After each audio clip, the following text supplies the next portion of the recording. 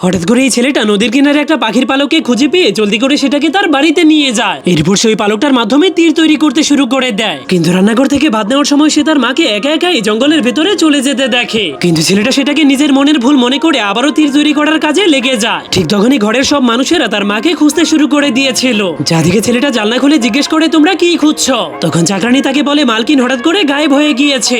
যা শুনে ছেলেটা তাকে বলে, আমি এখনই মাকে জঙ্গলের ভেতরে ঢুকতে দেখেছিলাম। এটা বলে সেও তার মাকে খোঁজার জন্য জঙ্গলের ভেতরে চলে যায়। এরপর একটু দূরে যাওয়ার পর সে জঙ্গলের ভেতরে একটা পুরনো রাজমহলকে দেখতে পায়। কিন্তু চাকরানি তাকে সেটার ভেতরে ঢুকতে বারণ করে আর বলতে শুরু করে সেই রাজমহলের মধ্যে অনেক ভয়ঙ্কর একটা বগ বসবাস করে। কিন্তু সে তার কোনো কথা না শুনে তাকেও টেনে টেনে মহলের ভেতরে নিয়ে যায়। তখন ভয়ঙ্কর বগটা তাকে দেখে তার মায়ের কাছে এসে তাকে বাঁচাতে বলে। যা শুনে ছেলেটা জলদি করে তার মায়ের কাছে চলে যায়। কিন্তু সে যখন তার মাকে এই অবস্থায় দেখতে পায় তখন তার চোখে পানি চলে আসে। এরপর সে তার মাকে ওঠানোর চেষ্টা করলেই হঠাৎ করে তার মায়ের শরীরটা পানির মতো গলে যায়, যার ফলে ধীরে ধীরে তার মায়ের পুরো শরীরটাই মাটির সঙ্গে মিশে যায়। তখনই বগটা তাকে বলে, যদি তুমি তোমার মাকে এভাবে টাচ না করতে তাহলে তোমার মা অনেক বছর বেঁচে থাকতো। যা শুনে ছেলেটা অনেক রেগে গিয়ে শয়তান বগটাকে একটা তীর মেরে দেয়। বন্ধুরা, পরে কি হয়েছিল তা দেখতে চাইলে কমেন্টে পার্ট 2 লিখে দিন।